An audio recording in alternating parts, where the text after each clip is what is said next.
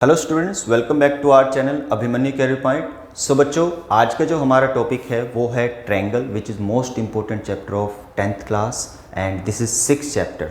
And ये काफ़ी weightage भी रखता है आपके पास, जो आपका मैथमेटिक्स का जो सिलेबस है उसमें वेटेज रखता है। एंड काफ़ी बच्चों को इसमें कन्फ्यूज़न होती है। वो कन्फ्यूज़न क्यों होती है?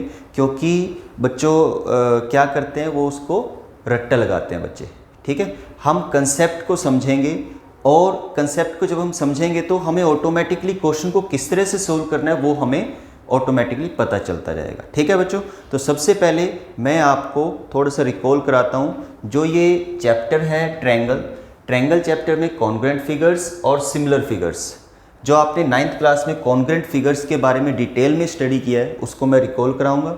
फिर जो 10th क्लास में सिमिलर फिगर पे बेस्ड जो क्वेश्चंस आपके पास आएंगे उसको हम डिटेल में स्टडी करेंगे और उसके क्राइटेरियंस को स्टडी करेंगे, और सिमिलर फिगर या सिमिलैरिटी क्या है ये हम इसमें पढ़ेंगे। ठीक है, तो स्टार्ट करते हैं। कॉन्ग्रुएंट फिगर्स, सबसे पहले बच्चों कॉन्ग्रुएंट फिगर्स के बारे में आपको पता होगा, जो इक्वल इन ऑल रिस्पेक्ट। मतलब आपके पास दो ट्रायंगल अगर जो हम लें, उनकी कॉरस्पॉन्डिंग साइड्स और कॉरस्पॉन्डिंग एंगल्स अगर जो इक्वल हो, ठीक है, तो तब क्या होता है, कॉन्ग्रुएंट फिगर्स होते हैं। तो उनको हम क्या बोलते हैं, कॉन्ग्रुएंट फिगर्स बोलते हैं। फॉर एग्जांपल अगर जो मैं बात करता हूँ कॉन्ग्रुएंट फिगर की, तो आपके पास बच्चों to circles of same radius, ठीक है, दो सर्कल ले लेते हैं सेम रेडियस के, तो वो क्या होंगे, कॉन्ग्रुएंट होंगे। ठीक है, दो स्क्वायर ले लेते हैं, to circles of same length, ठीक है, उनकी जो साइड की जो लेंथ होगी वो 4 सेंटीमीटर के दो सर्कल ले लेते हैं, तो वो भी क्या होंगे, कॉन्ग्रुएंट होंगे। तो आप उनको कंसीडर कर सकते हो, उनको चेक कर सकते हो कि वो दोनों फिगर क्या होंगे, कॉन्ग्रुएंट होंगे इन ऑल रिस्पेक्ट्स। ठीक है, मतलब दोनों फिगर्स के जो साइड्स हैं, एंगल्स हैं, वो सारे क्या होंगे, इक्वल होंगे। समझ में आया? कॉन्ग्रुएंस ऑफ ट्रायंगल्स, मतलब कॉन्ग्रुएंस ऑफ ट्रायंगल जो हम प्रूव करते थे बच्चों, वो क्या करते थे, एंगल साइड एंगल। जब दो एंगल और इंक्लूडेड साइड आपके पास इक्वल होती थी तो वो क्या होता था, एक क्राइटेरिया बन जाता था, और उस क्राइटेरिया के अकॉर्डिंगली हम टू ट्रायंगल्स को क्या करते थे बच्चों, इक्वल प्रूव या कॉन्ग्रुएंट प्रूव कराते थे। समझ में आया?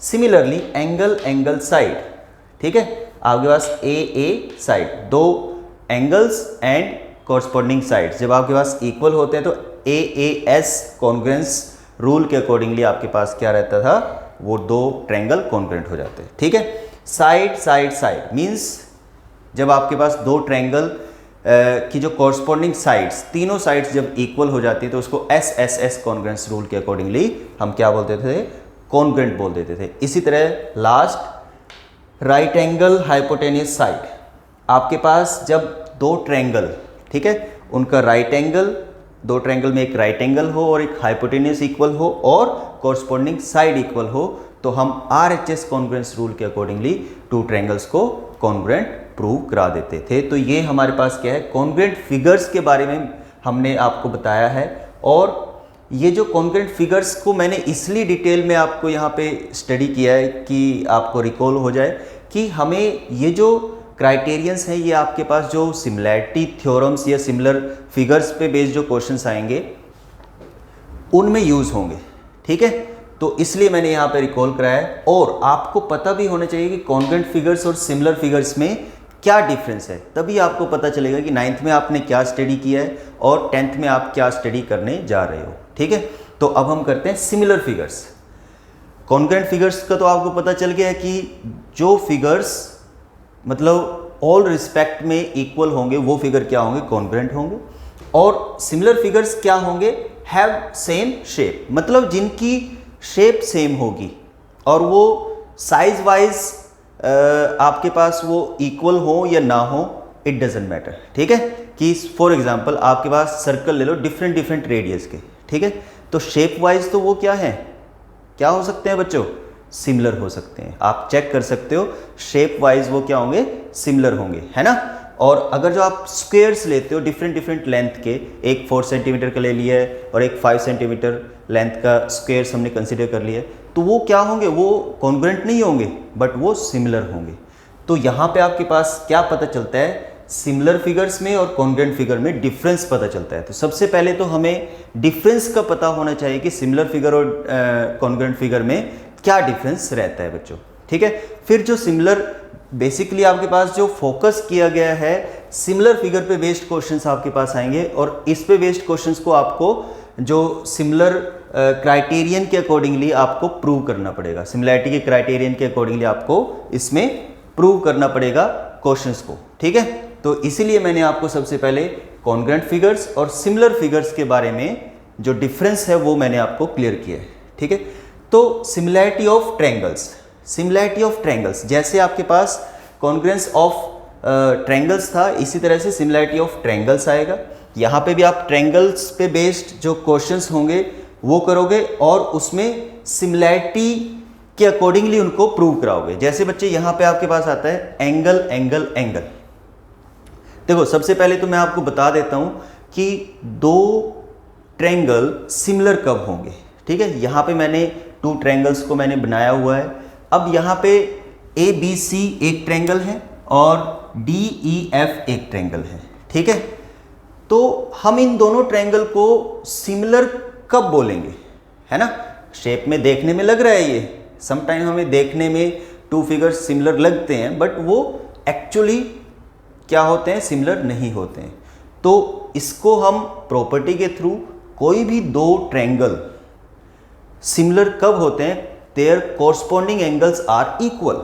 मीन्स आपके पास एंगल A एंगल D के इक्वल हो, एंगल B एंगल E के इक्वल हो, एंगल C एंगल F के इक्वल हो। तो जब आपके पास कोरस्पॉन्डिंग एंगल्स इक्वल होते हैं 2 ट्रायंगल्स के एंड कोरस्पॉन्डिंग साइड्स रेशो, यहां पे बच्चों को कंफ्यूजन होती है। जो कोरस्पॉन्डिंग साइड मींस ये साइड इस साइड के कोरस्पॉन्डिंग में है, ये साइड इस साइड के कोरस्पॉन्डिंग में है, ये साइड इस साइड के कोरस्पॉन्डिंग में है, ठीक है। तो AB बाय DE, देखो यहाँ पे AB by DE, BC by EF, यहाँ पे आ गया है ना, ये साइड इसके कोरस्पॉन्डिंग में, और AC बाय DF, ठीक है। तो जब ये रेशो इक्वल होती है तो हम क्या बोलते हैं, these 2 triangles are similar. Clear बच्चों। अभी आपने कॉन्ग्रुएंट में पढ़ा था कि कॉन्ग्रुएंट में तो क्या होता, ये साइड इसके इक्वल होती, ये साइड इसके इक्वल होती, ये साइड इसके इक्वल होती, बट यहाँ पे इक्वल जरूरी नहीं है, इक्वल कंपलसरी नहीं है। यहाँ पे इस साइड के बाय ये साइड रखते हो, इस साइड के बाय ये साइड रखते हो, और AC के बाय में DF रखते हो, तो उनकी जो रेशो अगर जो इक्वल आती है तो that means these 2 triangles are similar. Clear.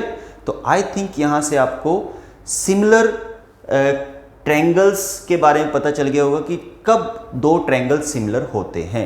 ये 2 कंडीशंस जब आपके पास होंगी तो उन 2 कंडीशंस को के अकॉर्डिंगली आप क्या बोल सकते हो कि these 2 triangles are similar. Clear बच्चों। अब बात करते हैं similarity of triangles.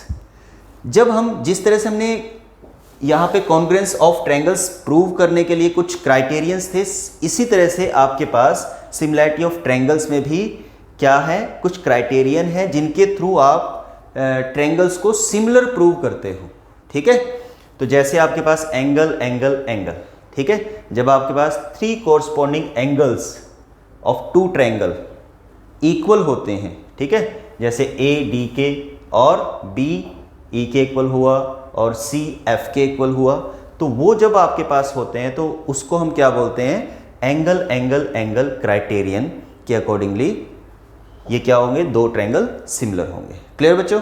Similarly again आपके पास क्या है, एंगल एंगल, ठीक है। इसको आप ये भी बोल सकते हो कि जब 2 angle corresponding B angle is equals to E and C angle is equals to angle F, ठीक है।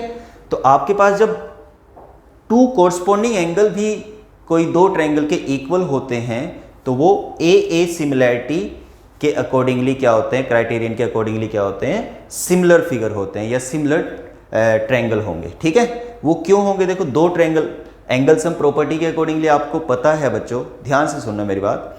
एंगल सम प्रॉपर्टी के अकॉर्डिंगली आपको पता है कि किसी 2 ट्रायंगल के अगर जो 2 एंगल कोरस्पॉन्डिंग एंगल इक्वल होंगे तो 3rd एंगल ऑटोमेटिकली इक्वल होगा। तो हम इसको क्या बोल सकते हैं, a a similarity criterion. By a a similarity criterion these two triangles are similar. Clear बच्चों? तो ये हमारे पास एक हो गया, ये हो गया. अब आपके पास आता है साइड एंगल साइड. अब यहां पे क्या है, इसका मीनिंग क्या है? ऐसा नहीं है कि इसमें आपके पास दो साइड इक्वल होंगी, इक्वल नहीं. इसमें क्या बोला गया है कि A B by D E is equals to A C by D F. एक तो ये जो टू कोरस्पॉन्डिंग साइड्स हैं इनकी रेशो और इंक्लूडेड एंगल, अगर जी ये दो कोरस्पॉन्डिंग साइड्स ले रहे हैं and then angle A is equals to angle D, है ना. कोरस्पॉन्डिंग एंगल ए का इंक्लूडेड एंगल तो डी और ए ही है. अगर जो ये इक्वल होता है तो then we can say these two triangles are similar by SAS criterion. Clear बच्चों? सिमिलैरिटी क्राइटेरियन समझ में आया? तो ये है.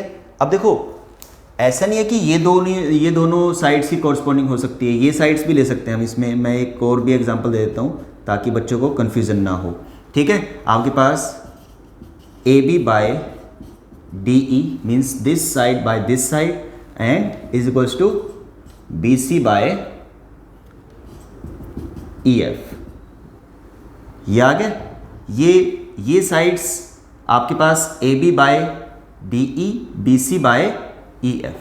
जब इन दोनों क्या करते हैं बच्चों, इन दोनों साइड्स की रेशो इक्वल हो एंड इन दोनों साइड्स का इंक्लूडेड एंगल क्या है, बी.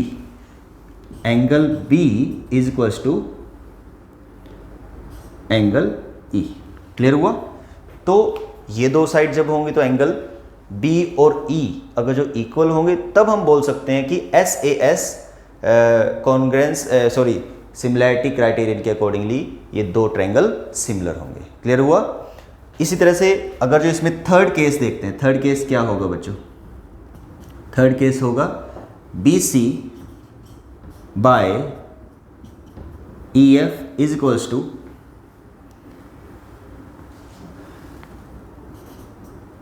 AC बाय DE, है ना. हमने ये साइड ले लिया और ये साइड ले लिया. इन दोनों साइड्स की रेशो और इंक्लूडेड एंगल क्या होगा? Included angle C is equals to angle F. ठीक है. तो जब आपके पास ये प्रॉपर्टी, मैंने तीनों केस डिस्कस कर लिए हैं ताकि बच्चों को कोई कंफ्यूजन ना हो SAS सिमिलैरिटी क्राइटेरियन में. ठीक है. इसके बाद साइड सिमिलैरिटी क्राइटेरियन क्या होता है? मींस आपके पास जब ये कंडीशन होती है, ठीक है, जब आपके पास टू ट्रायंगल्स की कोरस्पॉन्डिंग साइड्स इक्वल होती है, ठीक है, टू ट्रायंगल्स की कोरस्पॉन्डिंग साइड्स की जो रेशो है वो इक्वल होती है, तो हम क्या बोलते हैं उसको? Side criterion by similarity criterion के अकॉर्डिंगली वो सिमिलर होते हैं. ठीक है. तो यानी कि इनकी थ्योरम्स भी है बच्चे, आपके पास NCERT की बुक में थ्योरम्स को प्रूव किया हुआ है. अभी हमने जस्ट इसमें इंट्रोडक्शन लिया है कि आप इसमें क्या करने जा रहे हो. ठीक है. इनकी थ्योरम्स भी हम प्रूव करेंगे. BPT थ्योरम है, कन्वर्स ऑफ BPT थ्योरम है. BPT थ्योरम ऑलवेज मतलब मोस्ट प्रोबेबली आती ही आती है या उस पर बेस्ड क्वेश्चन आता है.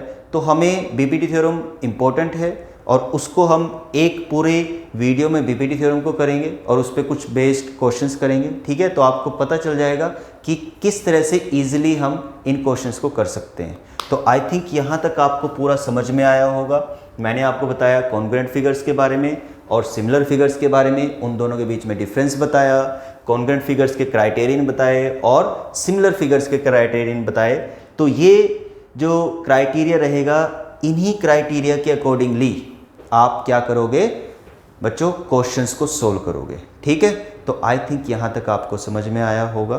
तो अगर जो कोई डाउट है या कोई भी आपको कन्फ्यूज़न है तो आप कमेंट बॉक्स में कमेंट कर सकते हैं, वहाँ पे आपको रिप्लाई मिलेगा. थैंक यू बच्चों.